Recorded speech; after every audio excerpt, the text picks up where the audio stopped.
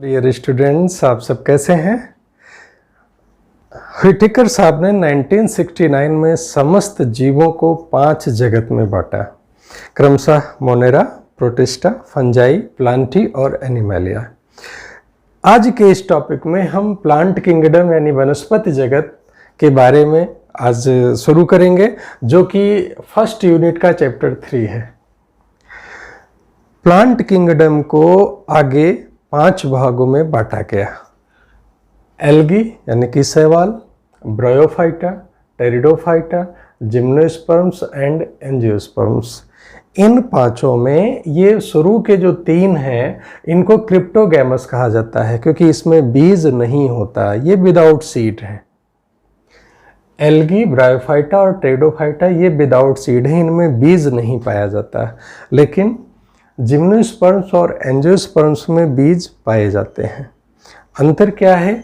इसको फेनोरोगैमस या with seed कहा जाता है। इन दोनों में अंतर क्या है कि जिम्नोस्पर्म के जो सीड हैं वो नंगे होते हैं, नग्न होते हैं, इसीलिए इसको अनावृत बीजी कहते हैं जिम्नोस्पर्म्स। और एंजियोस्पर्म्स यानी कि आवृत बीजी, इसमें बीज होते हैं फल के अंदर। तो फल केवल पाया जाता है एंजियोस्पर्म्स में, जिम्नोस्पर्म्स में फल नहीं पाए जाते, लेकिन बीज दोनों में पाए जाते हैं।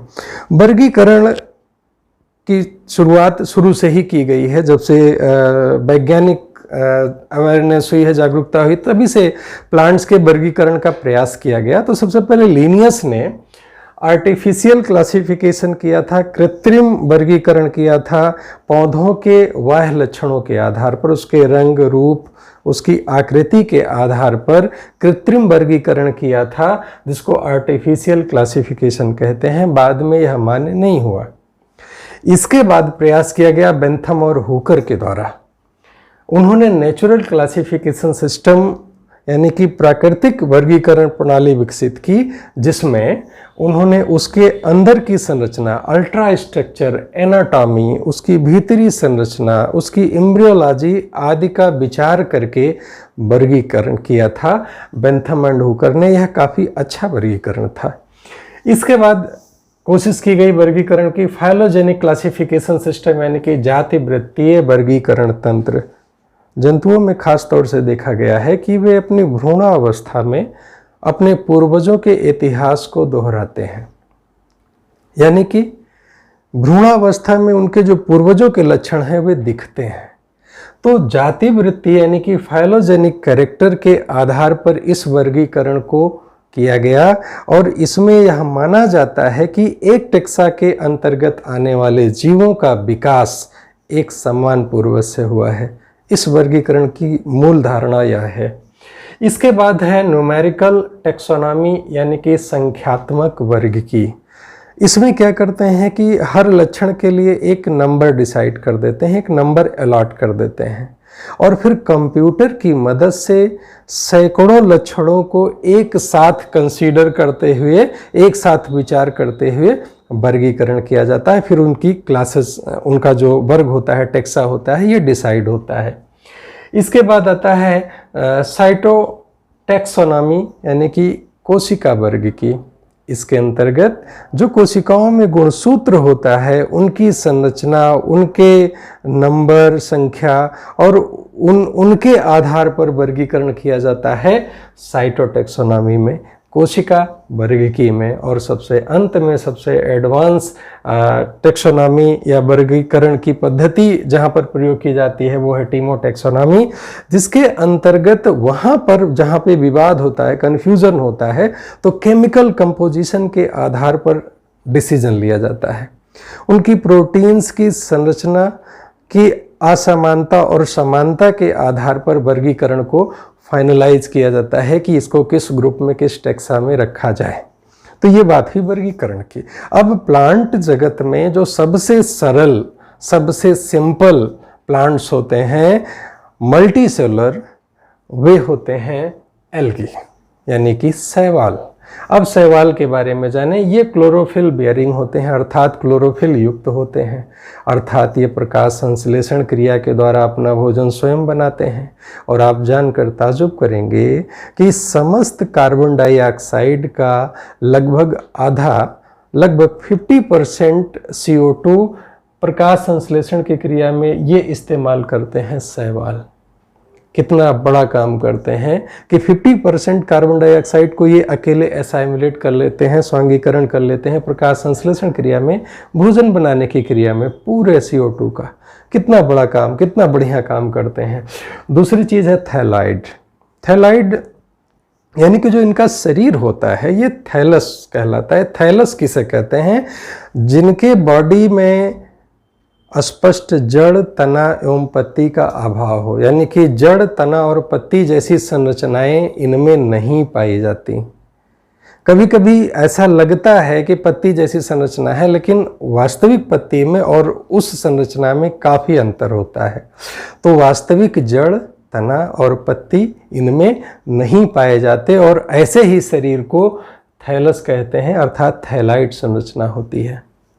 एक्वेटिक यानी कि जलीय, ये समुद्र में भी पाए जाते हैं और हमारे मीठे जल में भी, नदी, तालाब, पोखरे और इन सब चीज़ों में भी पाए जाते हैं। जहाँ बहुत नम प्लेसेस होते हैं वहाँ भी ये पाए जा सकते हैं। एसोसिएशन विद फंजाई, जिसको लाइकेन कहते हैं, बड़ी इंटरेस्टिंग चीज़ है लाइकेन।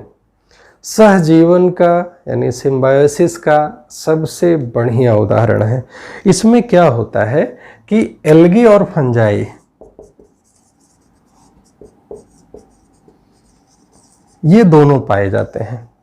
एल्गी का काम है भोजन का निर्माण करना और फंजाई का काम है उसके लिए मिनरल्स और वाटर की व्यवस्था करना।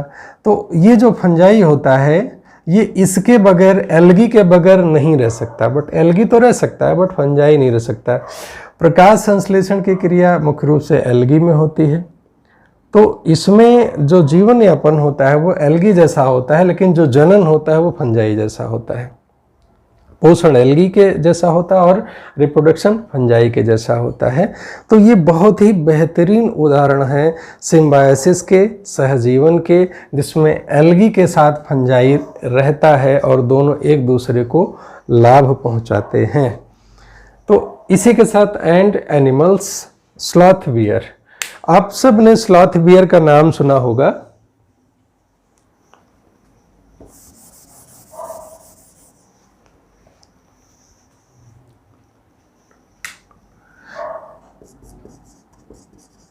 ट्राइकोफिलस वेलकैरी। प्यारे बच्चों, यह एक एल्गी का नाम है। हालांकि इसका उल्लेख एनसीईआरटी में नहीं दिया गया है, फिर भी आपकी जानकारी के लिए मैं बता दूं कि ये ट्राइकोफिलस वेलकैरी एक तरह की शैवाल है जो इस स्लॉथ के ऊपर पाई जाती है। स्लॉथ अमेरिका में पाए जाते हैं, अमेरिका के जंगलों में पाए जाते हैं और काफ़ी सुस्त होते हैं। ये ऐसे एनिमल्स हैं जिनके जो शरीर पर फर होता है, जो बाल होते हैं, उसके ऊपर ये ट्राइकोफिलस वेलकैरी नामक एल्गी पाया जाता है, जिसके कारण वह फर कभी कभी हल्के हरे रंग का दिखता है। तो कन्फ्यूज़न होता है इसका फर हरा क्यों होता है। तो उसका कारण यही है कि ट्राइकोफिलस वेलकैरी नामक शैवाल उनके फर पर, उनके शरीर पर पाया जाता है और इनकी माँ से करीब कुछ ही हफ्ते के बच्चे होते हैं तो उनको ये मिल जाता है और इस तरह उनके शरीर पर पूरे आजीवन ये बने रहते हैं। अब ये पाए कैसे जाते हैं? ये कॉलोनी के रूप में भी पाए जा सकते हैं, जैसे कि वॉलवॉक्स एक तरह का शैवाल है, तालाब में पाया जाता है। वॉलवॉक्स कॉलोनी यानी कि कई ऐसी कोशिकीय संरचना होती है जो एक साथ कॉलोनी के रूप में रहती हैं।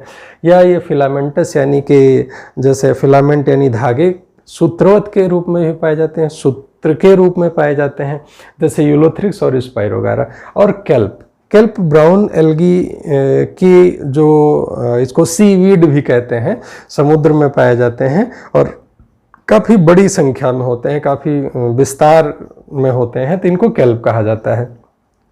अब देखते हैं कि इनमें रिप्रोडक्शन कैसे होता है, इनमें जनन कैसे होता है। तो सभी में 3 विधियां हैं।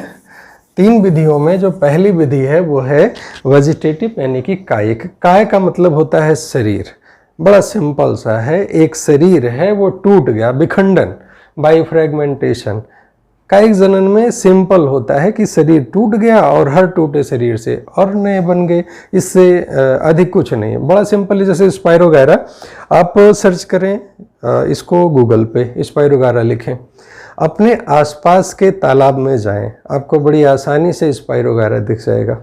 आप स्पायरोगायरा उठाते हैं, जहां तालाब में नहीं है दूसरे में डाल देते हैं। फ्रेगमेंटेशन, जो टूटा आराम से तोड़ के बाकी छोड़ दें, एक छोटा सा हिस्सा उठाया ले गए तालाब में डाल दिया।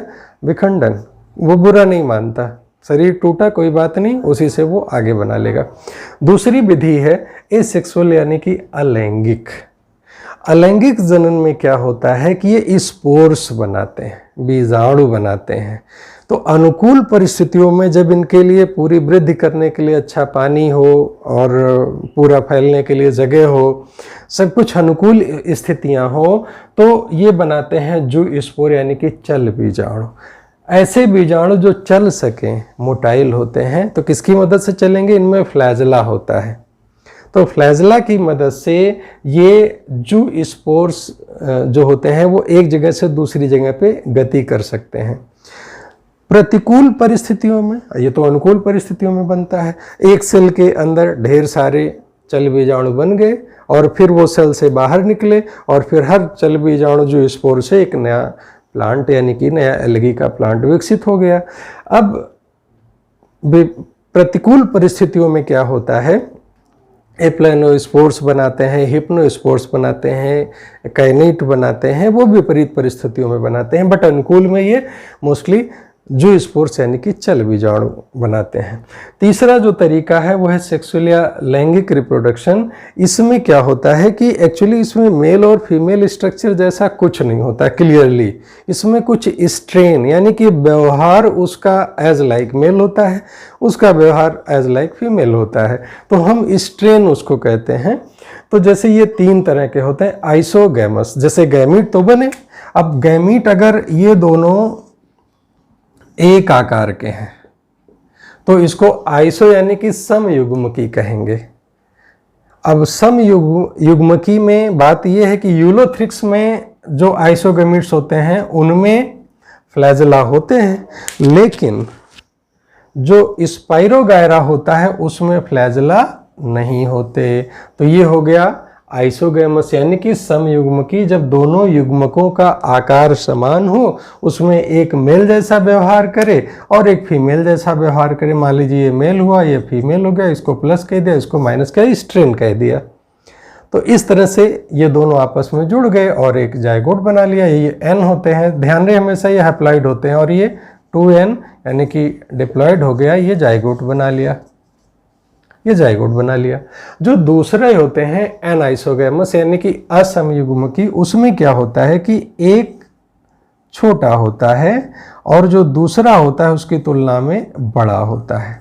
तो ये नंबर 2 टाइप का हो गया, इसमें भी हैप्लॉइड होते हैं, ये दोनों जुड़ गए, ये दोनों 2n बना लिए। फर्टिलाइजेशन की क्रिया में हमेशा 2 हैप्लॉइड स्ट्रक्चर आपस में मिलते हैं सेक्सुअल रिप्रोडक्शन में, वही यहाँ पे हो रहा है। नंबर 3 प्रकार का जो रिप्रोडक्शन होता है उसको ऊगैमस यानी कि विषम युग्मकी कहते हैं। इसमें क्या होता है कि एक बड़ा स्ट्रक्चर होता है जिसको मोस्टली ये फीमेल जैसा बिहेवियर करता है, और जो ये छोटा स्ट्रक्चर होता है इसके तुलना में काफ़ी छोटा होता है। तो इस तरह दोनों संरचनाएं आपस में जुड़ के एक डिप्लॉइड संरचना यानी कि जाइगोट बनाती हैं। तो इस तरह रिप्रोडक्शन होता है ऊगैमस टाइप का यानी कि विषम युग्मकी टाइप का, और ये पाया जाता है वॉल्वॉक्स और फ्यूकस में। अब देखिए कुछ चीज़ें ऐसी हैं जो एल्गी से प्राप्त की जाती हैं, इसका जो इकोनॉमिक इम्पोर्टेंस है, आर्थिक महत्व है, वो बहुत है। जैसे एल्जिन का प्रयोग टाइपराइटर में या किसी अज्वलनशील पदार्थ को बनाए रखने में, यानी कि इसका उपयोग करते हैं जिससे उसमें ज्वलनशीलता ना हो, तो एल्जिन को ब्राउन एल्गी से प्राप्त करते हैं। कैरागिन, इसका भी व्यावसायिक महत्व है, व्यावसायिक उपयोग होता है। कैरागिन को रेड एल्गी से प्राप्त करते हैं। जेलिडियम और ग्रासिलेरिया से एगार प्राप्त करते हैं, इसका प्रयोग आइसक्रीम बनाने में किया जाता है। कई जगहों पे जो बैक्टीरिया होते हैं उनके संवर्धन के लिए, उनका कल्चर में इसका उपयोग करते हैं, एगार का। और क्लोरेला बहुत ही फेमस और बहुत ही जिसमें भविष्य देखा जा रहा है। क्लोरेला एक कोशिकीय शैवाल है जो कि बहुत मात्रा में प्रोटीन बनाता है, ए से लेके डी विटामिन तक इसमें पाया जाता है।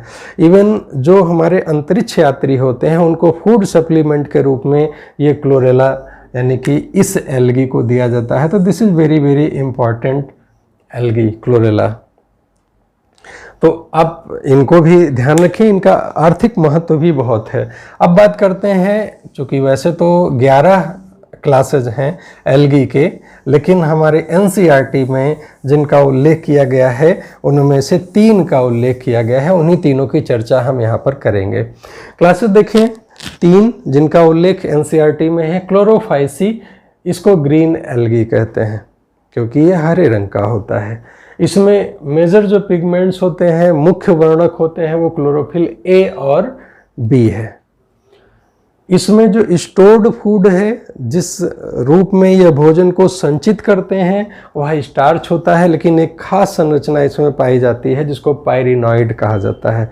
पायरिनॉइड में एक विशेष संरचना है, ये प्रोटीन का होता है इसमें। इस तरह से ये प्लांट अपनी प्रोटीन को छुपाते हैं। तो प्रोटीनेशियस स्ट्रक्चर होता है पायरिनॉइड, जो कि क्लोरोफाइसी यानी कि ग्रीन एल्गी में ही पाया जाता है। क्लेमाइडोमोनास वॉलवॉक्स, क्लेमाइडोमोनास एक कोशिकीय शैवाल है जो तालाब वगैरह में आसानी से दिख जाता है। ये अलग बात है, इस मल्टीसेलुलर ग्रुप में एनसीईआरटी ने रखा है, बट ये क्लेमाइडोमोनास एक कोशिकीय होता है। वॉलवॉक्स, यूलोथ्रिक्स, स्पाइरोगायरा और कारा, ये सभी ग्रीन एल्गी के अंतर्गत आते हैं। इसके बाद फियोफाइसी, जिसको कि ब्राउन एल्गी यानी कि भूरी शैवाल कहते हैं। समुद्र में ये काफ़ी प्रचुर मात्रा में दिख जाते हैं और यहाँ तक कि 100-100 मीटर तक की लंबाई में कैल्प उनको कहा जाता है। ये दिखते हैं, ब्राउन एल्गी की कुछ प्रजातियाँ दिखती हैं। इसमें इनका जो स्ट्रक्चर है, कभी कभी आपको ऐसे लगेगा जैसे ये पत्ती जैसी है, बट एक्चुअली वो पत्ती नहीं होती। नीचे ये जिससे जुड़े रहते हैं इसको होल्ड फास्ट बोलते हैं, इसको फ्रॉन्ड कहा जाता है और इस संरचना को स्टाइप कहते हैं। तो ये एक्चुअली पत्ती जैसा दिखता ज़रूर है बट पत्ती होती नहीं है, इसको फ्रॉन्ड कहा जाता है, ध्यान रखिएगा। ये ब्राउन एल्गी के ही पार्ट्स हैं। ब्राउन एल्गी कुछ इसी तरह होती है। उसका सबसे एक फेमस एक एल्गी है लैमिनेरिया, लैमिनेरिया इसी तरह होता है। इसमें जो पिगमेंट पाया जाता है, वर्णक पाया जाता है, जिसके कारण इसका रंग भूरा होता है, उसको फ्यूकोजैंथिन कहा जाता है। इसमें क्लोरोफिल भी पाया जाता है, प्रकाश संश्लेषी होता है, और क्लोरोफिल जो होता है वो ए और सी होता है। बस खास बात यह है कि ये रंग इसके दब जाते हैं, जिसके कारण इसका रंग ऑलिव ग्रीन से लेके ग्रीन की कई शेड में होता है। उसका कारण ये फ्यूकोजैंथिन होता है। कैरोटीन भी इसमें होता है। लैमिनेरिन और मैनिटॉल, ये एक तरह से कार्बोहाइड्रेट ही है, थोड़ा सा कॉम्प्लेक्स टाइप का कार्बोहाइड्रेट है। लैमिनेरिन और मैनिटॉल, इनमें से कुछ भी ये स्टोर्ड फूड के रूप में होता है, संचित भोजन के रूप में होता है। और जो इसके उदाहरण है लैमिनेरिया, सारगैसम, फ्यूकस, एक्टोकार्पस और डिक्टियोटा। लैमिनेरिया से जो हम लोग नमक खाते हैं, जो आयोडीन होती है उसमें मिलाई जाती है, उसको लैमिनेरिया से प्राप्त करते हैं।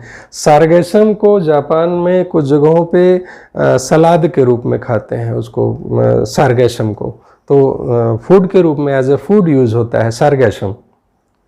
तो ये हो गया ब्राउन एल्गी के बारे में। रोडोफाइसी, रोडोफाइसी समुद्र की ऊपरी सतह से लेकर इसकी गहराई तक ये पाए जाते हैं। रोडोफाइसी ज़्यादातर ये गर्म जल में पाए जाते हैं। रोडो रेड होता है तो रेड और गर्म, थोड़ा इससे आप एसोसिएट कर सकते हैं कि ये गर्म जल में पाए जाते हैं, समुद्र में ज़्यादातर होते हैं, समुद्री होते हैं। इनको रेड एल्गी कहा जाता है। रोडोफाइसी के अंतर्गत आने वाली एल्गी को रेड एल्गी कहते हैं क्योंकि इनका रंग लाल होता है। लाल क्यों होता है? R-फाइकोएरेथ्रिन के कारण इनका रंग लाल होता है। ये नाम बड़ा ध्यान रखिएगा, कंपटीशन में, बोर्ड में बहुत जगहों पे पूछा जाता है। ये नाम याद रखिएगा, R-फाइकोएरेथ्रिन। एरेथ्रिन एरेथ्रोसाइट से लिया गया है। एरेथ्रोसाइट मतलब लाल रक्त कणिकाओं को कहा जाता है, आरबीसीज को कहा जाता है, उसी से ये लिया गया है। तो R-फाइकोएरेथ्रिन के कारण जो रेड एल्गी है उनका रंग लाल होता है, और साथ ही साथ इसमें क्लोरोफिल ए और डी ये तो पाया ही जाता है।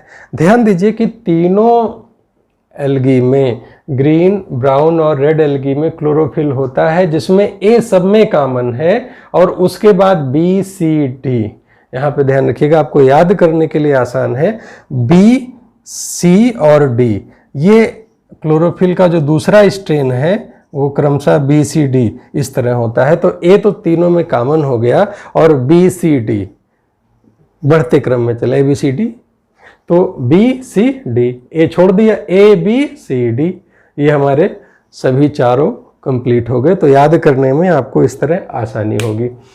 इसमें जो स्टोर्ड फूड होता है, ये जिस रूप में अपने भोजन का संचय करते हैं उसको फ्लोरिडियन स्टार्च कहा जाता है।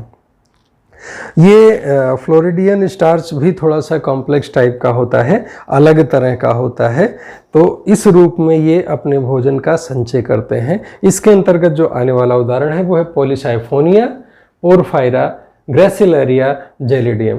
पोरफायरा को भी खाने में इस्तेमाल किया जाता है, पोरफायरा को भी। और ये ग्रेसिलरिया और जेलिडियम, जैसा कि अभी हमने चर्चा की कि इससे एगार एगार नामक एक पदार्थ है प्राप्त करते हैं, जिसका औद्योगिक प्रयोग किया जाता है।